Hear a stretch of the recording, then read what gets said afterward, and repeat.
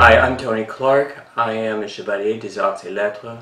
I have done more than any other individual to create exhibitions and different events related to Jean Cocteau and his contemporaries outside of France, namely in Japan and throughout the United States and other places in Europe and also in the Middle East. Cocteau was a multifaceted individual that never allowed himself to be pigeonholed into like one area of what he was doing, because he felt that he was a poet. He most identified with the figure Orpheus. Orpheus was the figure that from Greek mythologies whose head floated down the river and it landed on its lyre while it was singing and landed on the Isle of Lesbos. And this was the first poet. Cocteau was the poet. Everything he did was the poésie plastique. It was a manifestation of his poetry.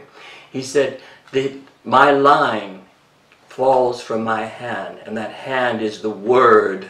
The word is where Cocteau starts. The word is taken and it's unraveled, tied again and again to create Cocteau's poetry. So the expression of Cocteau's poetry is one of the things that I did with the West Hollywood Library, and that's why Le Mot Juste en Anglais asked me to do this video, because this was the last thing that we did after the opening of the museum in Menton. Now, Cocteau was greatly influenced by Pushkin. Pushkin was like his mentor, although he was so much further before. But Cocteau challenged the government, just like he challenged with his writings, and when the Germans tried to take over France, he created and published Le Mot, and which is the word itself. It's like Le Mot Juste, but it is about the war and having the French keep the French spirit. He even went to the Belgian front as himself, and it's in a book called Thomas l'Imposteur. Cocteau was involved with the theater because he got this disease of the crimson and gold from his parents, of his earliest memories. And he wanted to be involved in the theater as his first thing. And he met Diaghilev, and Diaghilev said to him, "Étonne-moi." And étonne-moi means shock me, astonish me. And Cocteau did. He created the first posters from 1909 to 1911. And this is one that is behind me, and one that you can see. And also, he created a ballet, Le Dieu Bleu, for Nijinsky.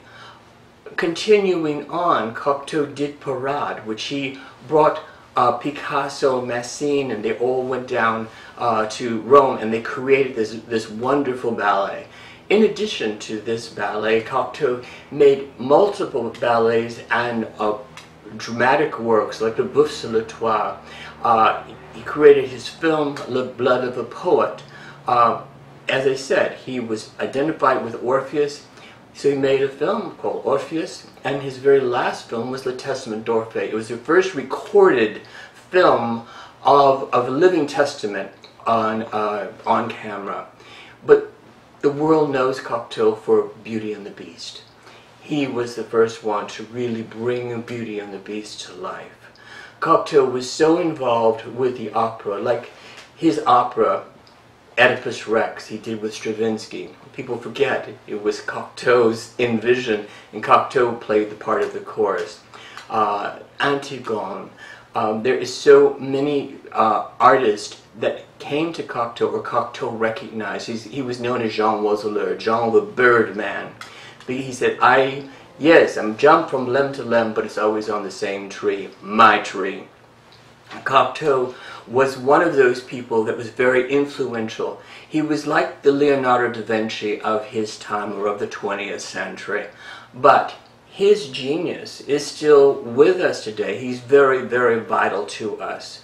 Cocteau influenced and made the best of whoever he could, and especially with women.